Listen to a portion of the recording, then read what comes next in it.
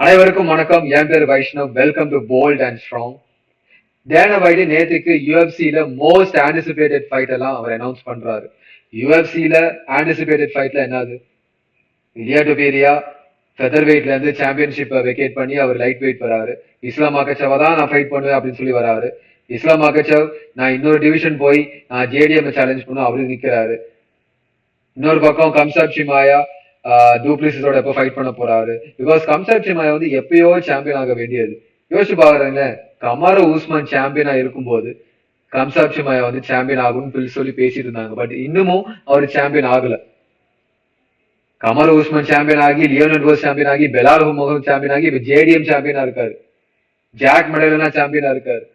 இன்னமும் கம்சாப் ஷிமாயா சாம்பியன் இல்ல. சோ இதெல்லாம் பத்தி தான் நம்ம பேச போறோம். உங்களுக்கு ஏற்கனவே நியூஸ் தெரிஞ்சிருக்கும். பட் எனிவே நம்ம வந்து இன்டெப்டா நம்ம வந்து லேட்டஸ்டா என்னென்ன இருக்கு அப்படின்னு சொல்லி பார்ப்போம். ஸோ ஃபர்ஸ்ட் உங்களுக்கு தெரியும், ஜூன் 28 யூஎஃப்சி 370 இலியா டொபேரியா சார்ல்ஸ் ஒலிவேராவோட ஃபைட் பண்ண போறாரு. எதுக்குன்னு பாத்தீங்கன்னா லைட் வெயிட் சாம்பியன்ஷிப்புக்கு. இது இன்டர்ம் சாம்பியன் கிடையாது, இது வந்து லைட் வெயிட் சாம்பியனுக்கு. அப்ப நீங்க கேட்கலாம், லைட் வெயிட் சாம்பியன் வந்து இஸ்லாம் மாகச்சவ் தானே, அப்ப எப்படி இவங்க 2 பேரும் ஃபைட் பண்ணலாம் அப்படின்னு. இஸ்லாம் மாகச்சவ் அவர் வந்து வெல்டர் வெயிட் சாம்பியனுக்கு மூவ் ஆகுறாரு. அதாவது இந்த லைட் வெயிட் பெல்ட்டை வெக்கேட் பண்ணிட்டு அவர் வெல்டர் வெயிட் வந்து ஜேடிஎம்மோட சேலஞ்ச் பண்ண போறாரு. இது வந்து ஒபிஷியலான ஒரு நியூஸ். மாகச்சவ் வில் ஃபைட் ஜேடிஎம்மோட ஃபர்ஸ்ட் டைட்டில் டிஃபரன்ஸ் இஸ்லாம் மாகச்சவோட. ஸோ இதுல வேகண்டான இந்த டைட்டில் ஃபைட்டை இலியா டொபேரியாவும் சார்ல்ஸ் ஒலிவேராவும் ஃபைட் பண்றாங்க. இது வந்து ஃபர்ஸ்ட் கேட்கும் போது கொஞ்சம் டிசப்பாயிண்டா தான் இருந்துச்சு. பிகாஸ் நம்ம மட்டன் பிரியாணிக்கு ஆசைப்பட்டு சிக்கன் பிரியாணி கிடைச்சா அப்படி இருக்கும். ரெண்டுமே பிரியாணி தான், பட் நம்ம மட்டன் பிரியாணிக்கு ஆசைப்பட்டு சிக்கன் பிரியாணி வந்தா எப்படி இருக்கும். அதாவது ரெண்டுமே வந்து வேற வேற ஒரு ஃபைட். இலியா டொபேரியா சார்ல்ஸ் ஒலிவேரா வந்து ஒரு பியூர்லி ஒரு ஸ்டைலிஸ்டிக்கலி ஒரு ஃபைட்டிங் மேட்ச், ஒரு ஸ்கில் மேட்சப். அது மட்டும்தான். 2 பேருக்கு வந்து பகை கிடையாது. டீம் 2 பேருமே ரெஸ்பெக்ட்ஃபுல். ஸோ ஸ்டைலிஸ்டிக்கலி 2 பேரும் ஒரு சாம்பியன்ஷிப்க்கு ஃபைட் பண்ற ஒரு ஃபைட். பட் இதுவே இலியா டொபேரியா மார்க்கெட்டை எடுத்துக்கோ, அது வெறும் ஒரு சாம்பியன்ஷிப் ஃபைட் கிடையாது. So many tensions are there. 2 teammates, Khabib டீமுக்கும் இலியா டொபேரியா டீமுக்கும் ஆகாது. இலியா டொபேரியாவுக்கும் மார்க்கெட்டாவுக்கும் ஆகாது. ஜார்ஜியா ரஷ்யாவுக்கும் ஆகாது. ஸோ நிறைய இன்டென்சிட்டி இருக்கு. So many personal things are there.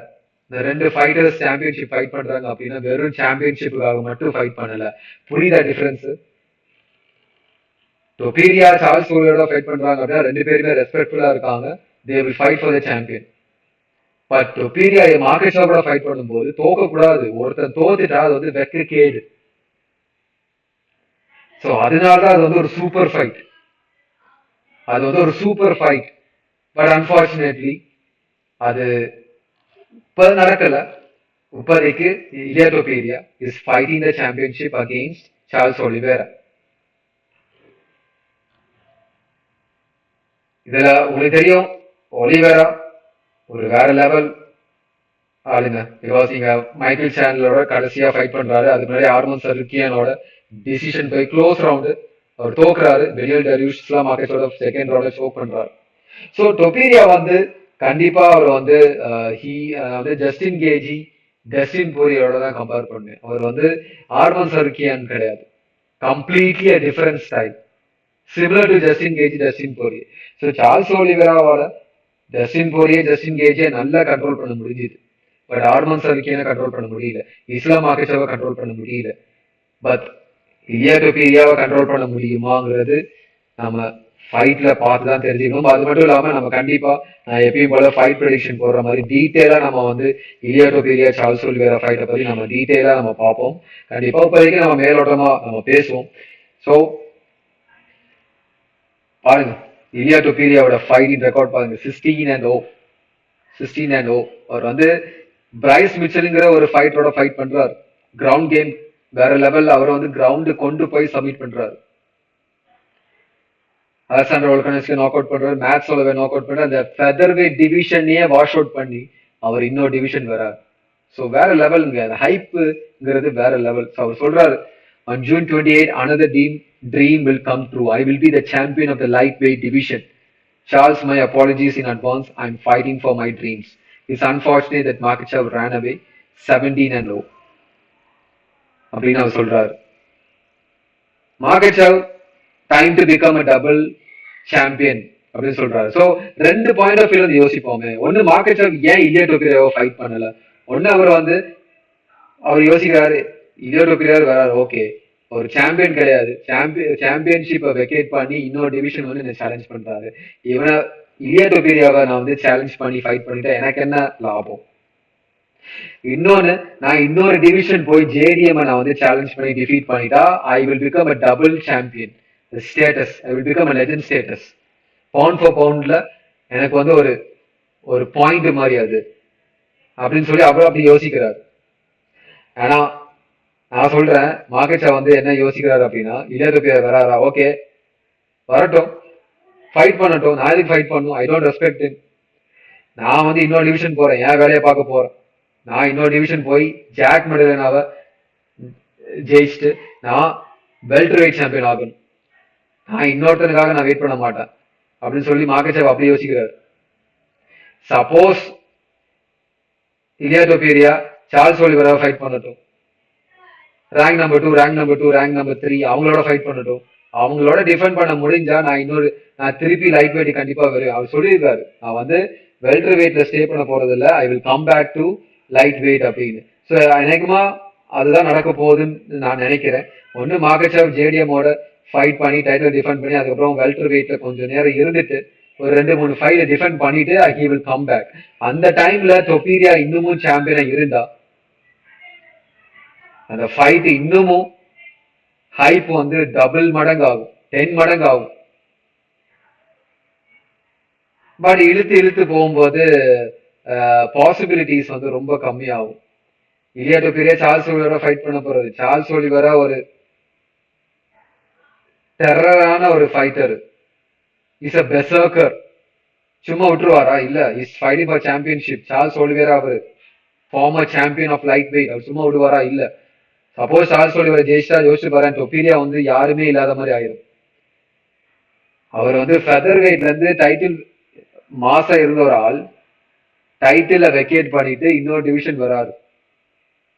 இந்த இதுல அவர் ஜெயிக்கல அப்படின்னா Topuria will be some other fighter. Makhachev கண்டிப்பா டோபிராவோட ஃபைட் பண்ண மாட்டாரு, சப்போஸ் சார்ல்ஸ் ஒலிவராவோட தோத்துட்டா. So many possibilities. இந்த Floyd Mayweather vs Manny Pacquiao fight வந்து பயங்கர ஹைப்ல இருந்துச்சு. பட் என்ன ஆச்சு அப்படின்னா அந்த ஃபைட் தள்ளி போய் இது மேனி பேக்கியோ வந்து கொஞ்சம் வயசானதுக்கு அப்புறம் அந்த ஃபைட் வந்து நடக்குது. பட் நிறைய பேருக்கு இன்னுமே அந்த ஃப்ளாய்ட் மேவெதர்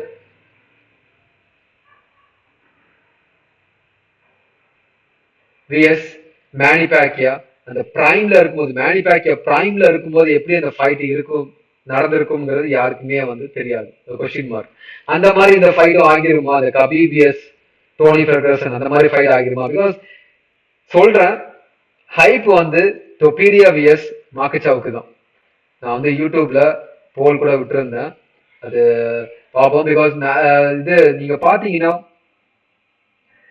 சூப்பர் ஃபைட்னு சொல்லும்போது அதுதான் அதுவும் இன்டர்வியூல எல்லாம் டோபிரா சொல்றாரு, மார்க்கெச்சவோட பிடிச்ச சப்மிஷன் என்னமோ அந்த சப்மிஷன்ல நான் மார்க்கெச்சவை சப்மிட் பண்றேன் அப்படின்னு. அதாவது ஒரு ஸ்டேட்மெண்ட் பாத்தீங்கன்னா 8 வேர்ட்ஸ், பரவாயில்லையே 50-50 இருக்கு. நான் பார்க்கும்போது டோபிரா விஎஸ் சார்ல்ஸ் ஒலிவரா கொஞ்சம் அதிகமா இருந்துச்சு. ஸோ 8 பேர் ஓட் பண்ணிருக்கீங்க, 50-50ல இருக்கு. பட் பாப்போம். எனிவே இந்த ஃபைட் நடக்குது, காட் பிளஸ். சப்போஸ் டோபிரா இந்த ஃபைட்டை ஜெயிச்சுட்டா, சாம்பியன் ஆகிட்டா, நிறைய ஸ்டாட்டிஸ்டிக்லி நல்ல மேட்சப் இருக்கு. பேடி பிம்ப்ளெட்ல இருந்து ஜஸ்டின் கேஜில இருந்து நிறைய மேட்சப் இருக்கு. அதுவே டைட்டில் டிஃபெண்ட் பண்ணிட்டா கண்டிப்பா இஸ்லாம் மார்க்கெச்சவ் வெல்டர் வெயிட்ல இருந்து திருப்பி லைட் வெயிட் வந்து சேலஞ்ச் பண்ணுவாரு. ஒரு கார்னர் ஸ்டைல் தான், கார்னர் வந்து பாக்ஸிங் போயிட்டு அதுக்கப்புறம் கபீபோட ஃபைட் பண்றாரு. பட் மார்க்கெச்சவ் வந்து இன்னொரு டிவிஷன் போய் அதுக்கப்புறம் ரிட்டர்ன் வர மாதிரி இருக்கும். அதுக்கு சார்ல்ஸ் ஒலிவரா ரெஸ்பாண்ட் பண்றாரு இந்த ஃபைட் அனௌன்ஸ்மெண்ட் ஆகுனதுக்கு அப்புறம். இந்த மாதிரி நான் வந்து பெல்ட்டை வந்து நான் பிரேசிலுக்கு நான் கொண்டு வருவேன், I am going to become a champion அப்படின்னு வேற லெவலுங்க ஒரு மைண்ட் செட். நீங்க பாருங்களேன், ஃபைட் ரெக்கார்டை பாருங்களேன், லாஸ் வின்னு லாஸ் வின்னு லாஸ் வின்னு, அதுக்கப்புறம் பாத்தீங்கன்னா வின்னு வின்னு வின்னு வின்னு வின்னு வின்னு. அவர் வந்து அப்பா அவர் வந்து அப்பா ஆகினதுக்கு அப்புறம் அவர் வந்து ஒரு முடிவு எடுக்கிறாரு, என் குழந்தைகளுக்காக நான் வந்து சாம்பியன் ஆகணும், this the promise I made அப்படின்னு சொல்லி. அவர் பாருங்களேன், கெவின் லீனுக்கு அப்புறம் Tony Ferguson, Michael Chandler, Justin Poirier, Justin Gaethje, Islam Makhachev, Beneil Dariush, Arman Tsarukyan, Michael Chandler, அவர் வந்து டிரான்ஸ்ஃபார்ம் ஆகிட்டாருங்க. அதான் நான் சொல்றேன். ஒரு ஃபைட்டர் சார்ல்ஸ் ஒலிவர் சொல்லும் போதே சிரிப்பாங்க, அந்த மாதிரி ஒரு ஃபைட்டர் எப்படி ஒரு பயங்கரமா ஒரு வேற லெவல் ரெஸ்பெக்ட் கொடுக்குற ஒரு ஆளா மாறிட்டாரு. வாழ்க்கையில அந்த மாதிரி விஷயங்கள் நடக்கும்ல, நம்ம வந்து திடீர்னு நம்ம வந்து டிரான்ஸ்ஃபார்ம் ஆகும். ஒரு ஒரு லாஸோ ஒரு ஃபெயிலியரோ எவனோ ஒருத்தன் வந்து நம்மள டிஸ்ரெஸ்பெக்ட் பண்ணியிருப்போம், உடனே ஒரு மைண்ட் ஸ்பார்க் ஆகுன மாதிரி ஆகி we become a entirely different person. அந்த டிரான்ஸ்ஃபார்மேஷன் சொல்லுவாங்கல்ல, அது வந்து எல்லா மனுஷனுக்குமே அது நடக்கும். அப்படி நடக்கல அப்படின்னா அன்பார்ச்சுனேட்லி ஒரு அன்லக்கின்னு தான் சொல்லுவேன். அதாவது உன் லைஃப்ல ஒருத்தன் கூட உன்னை கலாய்க்கல, ஒருத்தன் கூட உன்னை சவால் இல்லை, ஒருத்தன் கூட உன்னை வந்து யோசிக்க வைக்கல அப்படின்னா நீ வாழ்க்கையை வாழல அப்படின்னு அர்த்தம். You have to be a failure at the beginning. You have to fail to understand success, to understand the value of power. இதுதான் UFC 317 ஃபுல் கார்டு, அதாவது main card. Topuria vs Oliveira, co main event பாருங்க, Pantoja ways காய்கரா fans, கண்டிப்பா நல்ல ஒரு fight. Third fight பாருங்களேன், ரொம்ப ரொம்ப இன்ட்ரெஸ்டிங்கா இருக்கு. பாலோ காஸ்டா விஎஸ் ரோமன் கோபிலவ். எப்படிங்க இந்த ஃபைட் வச்சாங்க? இது வந்து லிட்டரலி ஒரு மர்டர். உங்களுக்கு பாலோ காஸ்டோட பிசிக் தெரியும், லிட்டரலி ஒரு ஹல்க், மிடில் வெயிட்ல ஒரு ஹெவி வெயிட் மாதிரி இருப்பாரு. ரோமன் கோபிலவ் ஒரு ஃபிளை வெயிட்ல இருக்க மாதிரி ஒரு ஆள். அவங்க ரெண்டு பேரும் ஃபைட் பண்றாங்க. கண்டிப்பா ஒரு ஃபன் ஒரு மேட்ச். நீங்க பாருங்களேன், பாலோ காஸ்டாவோட வெயிட் என்னன்னு பாப்போமா? பாலோ காஸ்டாஸ் வெயிட்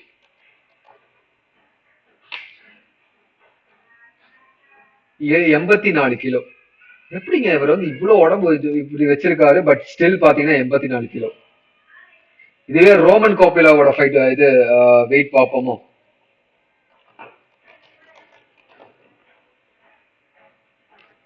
84 கிலோ. ரெண்டு ஃபைட்டர்ஸுமே 84 கிலோ, பட் பிசிக் வைஸ் பார்க்கும்போது வேற வேற பிசிக். ஒரு ஆள் ஹெவி வெயிட் மாதிரியும், இன்னொரு ஆள் ஃபிளை வெயிட் மாதிரி இருப்பாங்க.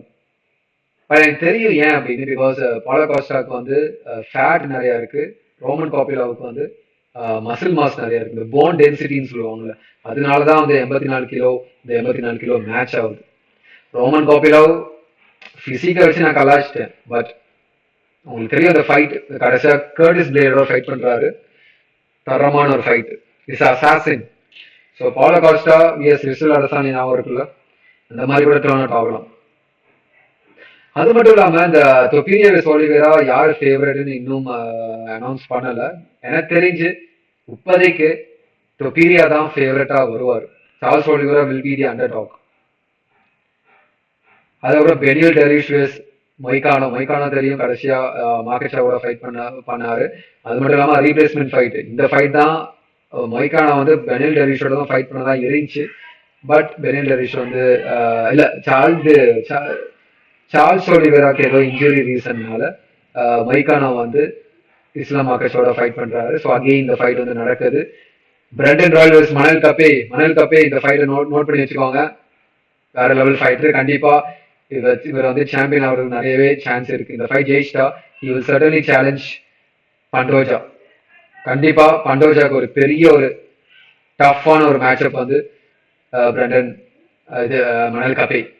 ஹெர்மசன் விஎஸ் ரொட்ரிகஸ் ஃபைட் நடக்குது. ஓகே, இதான் சொல்ல வந்து இந்த ஃபேஸ் ஆஃப் நான் வெயிட் பண்றேங்க, ரோமன் கோபிலா விஎஸ் பாலோ காஸ்டா. எப்படி இந்த ஃபைல் வந்து மேட்சப் ஆகும்னு கண்டிப்பா தெரியல. ஸோ பாப்போம். ஸோ அடுத்தது ஜேடிஎம் வந்து அவர் வந்து ஜாக் டெலா மெடலனா வந்து சாம்பியன் ஆகினதுக்கு அப்புறம் அவர் வந்து இன்டர்வியூ கொடுக்குறாரு. நெக்ஸ்ட் இது இந்த மாதிரி இஸ்லாம் மார்க்கெஷை வந்து நான் நாக் அவுட் பண்ணுவேன், டேக் டவுன் பண்ணுவேன், அந்த மாதிரி அவர் கொடுக்குற ஸ்டேட்மெண்ட் விடுறாரு. ஸோ ஏற்கனவே அது வந்து ஒரு ஹைப் போயிட்டு இருக்கு. மெடலனாக்கு ஒரு டஃபஸ்ட் டைட்டில் டிஃபென்ஸ்னா இந்த ஃபைட்டு தான். ஃபர்ஸ்ட் டைட்டில் டிஃபென்ஸ் வர கண்டிப்பா ஆஸ்திரேலியா நடக்கும். ஒல்கனாஸ்கி ஃபைட்டு நிறைய இருக்கு. இந்த ஃபர்ஸ்ட் ஃபைட்லாம் ஒல்கனாஸ்கி வந்து க்ளோஸ் ஃபைட் அது. ஸோ நிறைய ரிவெஞ்ச் ஃபைட் மாதிரி எல்லாம் பேசிட்டு இருக்காங்க. மெடலனா ஒருத்தர் கூட போன வீடியோல நான் வந்து அப்லோட் பண்ணும்போது சொல்லியிருந்தீங்க இந்த மாதிரி மார்க்கெட் வந்து வேற ஒரு டிவிஷன் வராரு. ஸோ வெயிட் அந்த வெயிட் டிஃபரன்ஸ் இருக்கனால மார்க்கெட் வந்து ஜேடிஎம் வந்து டேக் டவுன் பண்றது கொஞ்சம் கஷ்டமா இருக்கும், கண்ட்ரோல் பண்றது கஷ்டமா இருக்கும் அப்படின்னு சொல்லிட்டு எனக்கு தெரிஞ்சு அப்படி இருக்காது. Because lightweight welterweight ரெண்டுமே பாத்தீங்கன்னா ஒரு டிஃபரன்ஸ் வந்து எவ்வளோன்னு பாத்தீங்கன்னா அவ்வளோலாம் இல்லை வெயிட் டிஃபரன்ஸ். ஸோ அப்படின்னு பார்க்கும்போது அதாவது நான் என்ன சொல்றேன் அப்படின்னா லைட் வெயிட்ல இருந்து மிடில் வெயிட் பாத்தீங்கன்னா அது வெயிட் டிஃபரன்ஸ் அதிகம். லைட் வெயிட்ல இருந்து வெல்டர் வெயிட் பார்க்கும்போது அந்த டிஃபரன்ஸ் வந்து கம்மி தான். ஸோ அப்படி பார்க்கும்போது இது மார்க்கெட் வந்து வெயிட் கட்டிங் பண்ணும்போது எவ்வளோ ஒரு 74 கிலோ என்னமோ இருப்பாரு. ஸோ அதுக்கப்புறம் நேச்சுரல் வெயிட் வரும்போது he will automatically he will become the welterweight. JDM கண்டிப்பா வெயிட் வைஸ் வந்து அதிகமாக தான் இருக்கும். பட் நீங்க ரெஸ்லர் பார்த்தீங்கன்னா ஒரு சின்ன ஒரு ரெஸ்லர் ஒரு ஹெவி வெயிட் மாதிரி ஒரு ஆளை வந்து டாமினேட் பண்ணுவாங்க தெரியுமா? நீ பாத்திருக்கீங்களா? அதுவும் டாகஸ்டான்லாம் பாத்தீங்கன்னா ஒரு சின்ன ஒரு ஃபைட் சின்னதா குட்டியா தான் இருக்கும், மெராப் மாதிரி இருப்பாங்க. பட் அந்த மாதிரி ஒரு ஃபைட்டு ஹெவி வெயிட் மாதிரி ஒரு ஆளை வந்து வச்சு செய்வாங்க. ஸோ அந்த வெயிட் டிஃபரன்ஸ் வந்து மார்க்கெச்சாவுக்கு ஒரு பெரிய ஒரு இதுவா இருக்காதுன்னு நான் சொல்றேன். Because Makhachev is trained Dagestani wrestler. So இந்த வெயிட் டிஃபரன்ஸ் அவ்வளோ பெருசாக இருக்காது. ஒரு ஜஸ்டின் புரிய ஃபைட்டு மாதிரி தான் இது இருக்கும். மார்க்கெச்சாவ் ஜெயிக்கிற மாதிரி தான் இருக்கும். பட் இது ஏர்லி ப்ரெடிக்ஷன். அப்புறம் நான் வந்து இந்த ஜேடிஎம் ஜெயிச்சதுக்கு அப்புறம் நெக்ஸ்ட் ஸ்டைலிஸ்டிக்கலி யாரு மேட்சப் பண்ணலாம் அப்படின்னு சொல்லி போட்டிருந்தேன். அதிசயமா நீங்க எல்லாருமே மோஸ்ட்லி எல்லாருமே வந்து ஷாக் அவுட் ராக்மனாவை சூஸ் பண்ணிருந்தீங்க 18 ஓட்ல 61%. அடுத்து பாத்தீங்கன்னா க்ளோஸ் வந்து ஏன் கேரி. அதுக்கப்புறம் அதிசயமா ரீமேட்ச் வச்சு பெலாலுக்கு அடுத்த ரீமேட்ச் ஃபைட்டா நடக்காது. பெலாலுக்கு அடுத்து சாம்பியன்ஷிப் ஃபைட்டே கொடுக்க ரொம்ப ரொம்ப கஷ்டம். மேபி ஒரு ரேங்க் நம்பர் 10 இல்ல ரேங்க் நம்பர் 7 இருக்க ஃபைட்டரை வந்து கொடுப்பாங்க தவிர நோபடி பெலால் விஎஸ் என் கேரியோ, Bilal vs ஷாக்கோட் ராக்மனோவோ, Bilal vs ஊஸ்மானோ, Bilal vs பக்லியோ வந்து கொடுக்க மாட்டாங்க. It is not going to happen. UFC match maker கண்டிப்பா கொடுக்க மாட்டாங்க. பட் நம்ம ஃபோக்கஸ் பண்ணுவோம். ஷாக்கோட் ராக்மனாவை சூஸ் பண்ணியிருக்கீங்க. ஸோ நமக்கு தெரியும் ஜேடிஎம் வந்து அடுத்து மார்க்கெச்சாவோட தான் ஃபைட் பண்ண போறாரு அப்படின்னு. சப்போஸ் இன்கேஸ் ஜேடிஎம் வந்து இந்த டைட்டில் டிஃபெண்ட் பண்ணிட்டா அடுத்து ஸ்டாட்டிஸ்டிக்கலி ஷாக் அவுட் ராக்மனாவா என் கேரி அப்படின்னு பாத்தீங்கன்னா ஏன்டே கேரினா என் கேரி தான்.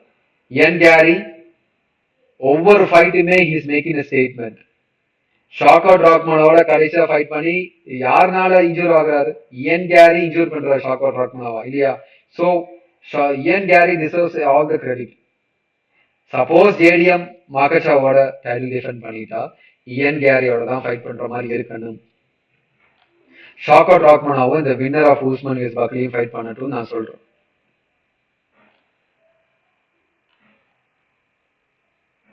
இது பெலாலுங்க சொன்ன மாதிரி பெலால் வந்து அவர் வந்து ஃபர்ஸ்ட் ரவுண்ட்ல இருந்தே டேக் டவுன் கொஞ்சம் மிஸ் பண்ணியிருந்தா பண்ணியிருக்கணும். பட் அவர் வந்து யார் என்ன சொன்னாலும் தெரியல, பிரெயின் வாஷ் பண்ணாங்களா இல்ல கன்வின்ஸ் பண்ணாங்களான்னு தெரியல, ஸ்ட்ரைக் பண்ணி கடைசியில உத வாங்கிட்டு வராரு. But anyway respect him. Striking பண்ணாலுமே இந்த இன்டர்வியூல அவர் ஃபேஸ பாருங்க, ஜேடிஎம் ஃபேஸ். அவர் வந்து அடி வாங்கியிருக்காரு. பெலால் அந்த அளவுக்கு டேமேஜ் கொடுத்திருக்காரு. ஸோ நம்ம கலாச்சாரம் பெலால் வந்து நல்லாவே ஸ்ட்ரைக் பண்ணாரு.